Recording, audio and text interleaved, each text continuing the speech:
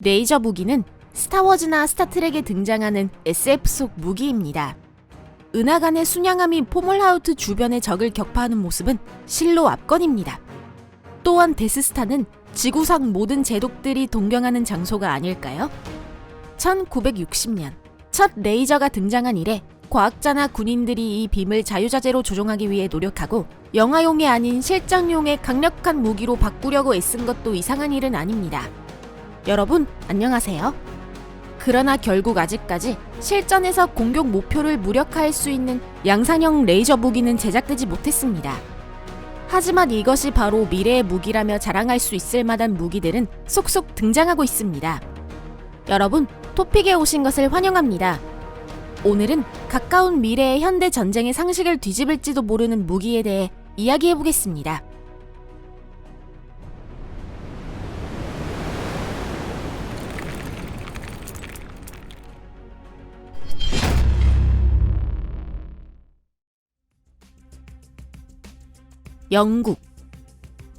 영국은 레이저 무기를 처음 실전에 배치한 나라입니다.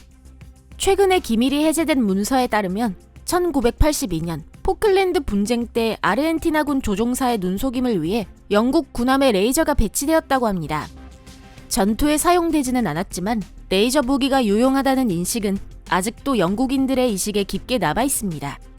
무엇보다 이 이야기는 이식 속에서만 그치지 않습니다. 2017년에는 영국 기업 컨소시엄이 드래곤파이어 시제품을 공개했습니다. 이는 출력 50kW로 불리는 레이저 무기로 드론과 미사일, 대포로부터 군함을 보호하기 위해 개발되었습니다. 드래곤파이어에서는 수십 개의 글래스 파이버를 통해 출력이 작은 다수의 빔을 모아 강력한 하나의 빔을 만들어냅니다. 또한 이 무기를 콤팩트하게 만들어 선박뿐만 아니라 항공기나 지상의 장갑차에 탑재하는 방법도 고안되고 있습니다. 2022년의 포톤다운 시험장에서 드래곤파이어는 실전을 시뮬레이션 상황에서 테스트되었습니다. 3.4km 거리까지는 좋은 결과가 나왔지만 그것만으로는 수많은 공중 목표에 도달할 수 없었습니다. 드래곤파이어는 발사 시 많은 양의 에너지를 소비합니다. 이것은 학생들이 선생님의 주의를 끌어 수업을 방해하기 위해 사용하는 레이저 포인터를 제외하고 거의 모든 레이저 무기에 공통되는 문제입니다. 드래곤파이어의 전력 공급 문제를 해결하기 위해 영국과 미국이 특별히 에너지 저장 시스템인 패스를 개발하게 됩니다. F1 머신에는 2009년부터 운동 에너지 회생 시스템이 채용되었는데 패스는 거기서 힌트를 얻었습니다.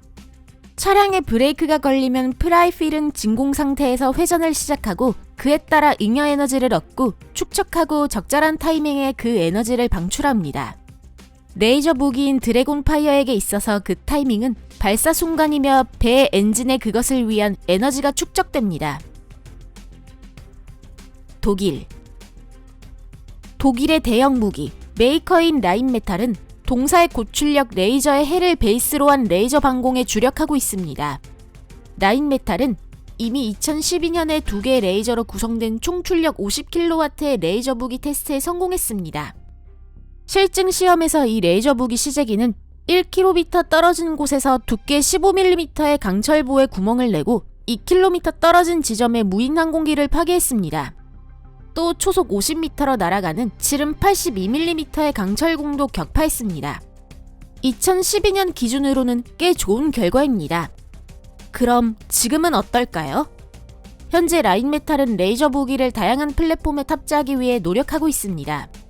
2022년 이 회사는 자주식 대공, 대드론 시스템인 스카이레인저 30의 레이저를 탑재한다고 발표하였고 이 개량형 시스템은 스카이레인저 30HL로 명명되었습니다.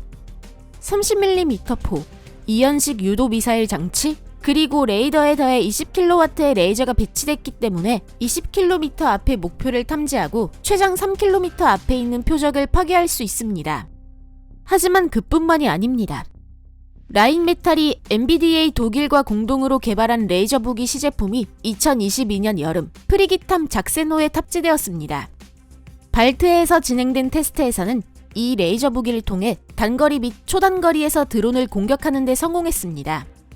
테스트는 2023년 내내 계속되겠지만 어쩌면 이 레이저 무기가 전장에 배치될 날도 멀지 않았을지도 모릅니다.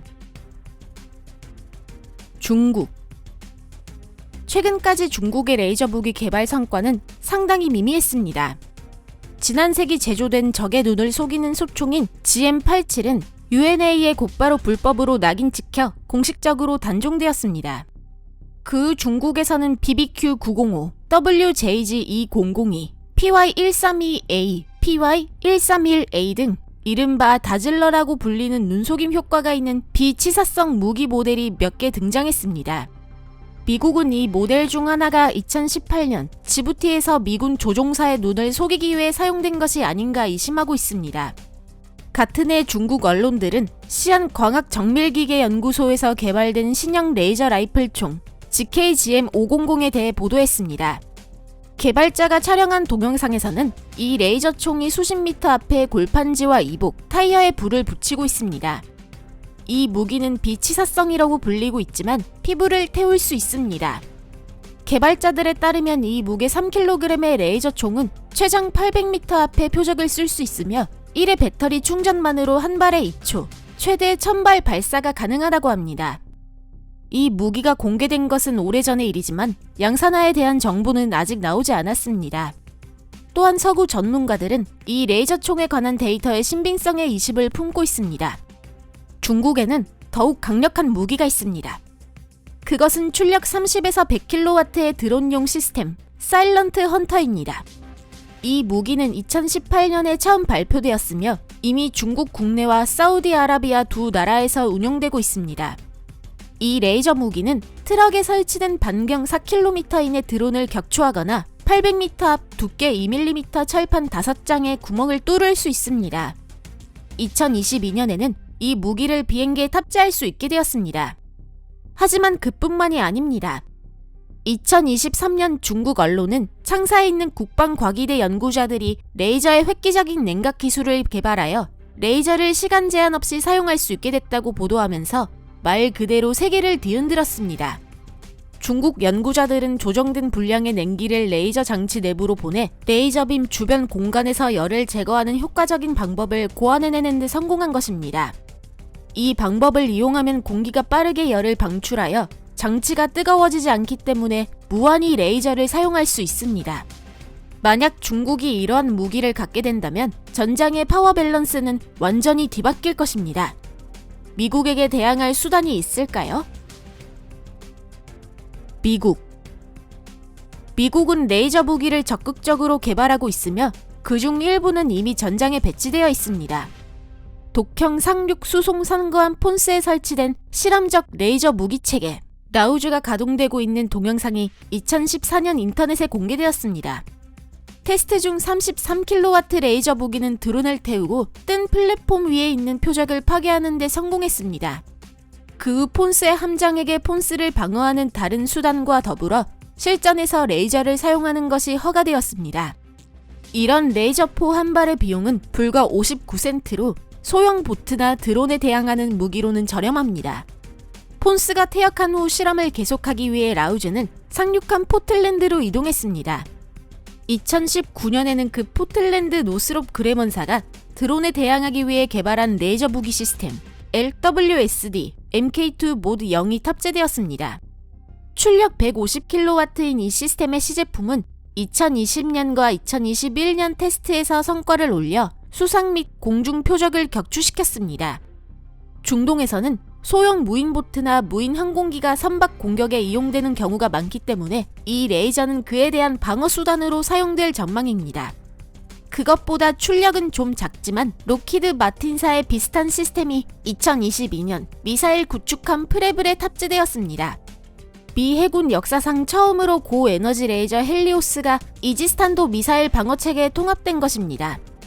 이 레이저의 역할은 최장 8km 떨어진 드론이나 소형 보트에 눈속임을 가해 파괴하는 것입니다. 더 큰 관역의 경우는 어떨까요? 레이시온사에는 AH-64, 아파치와 유사한 성능을 가진 헬리콥터용 레이저 무기가 있으며 그 레이저는 2017년 뉴멕시코주 화이트 샌즈 실험장에서 테스트되어 트럭 및 기타 유사한 표적을 향해 발사되었습니다. 아무래도 진짜 스타워즈의 도래가 머지않은 것 같습니다. 우리 영상의 끝도 얼마 남지 않았습니다. 여러분, 시청해주셔서 감사합니다. 이 영상이 마음에 드시면 좋아요를 눌러 SNS에서 공유해주세요. 앞으로도 여러분의 흥미와 취향에 맞게 새로운 영상을 보내드리겠습니다. 그럼 잠시 작별입니다. 곧 뵙겠습니다. 안녕히 계세요.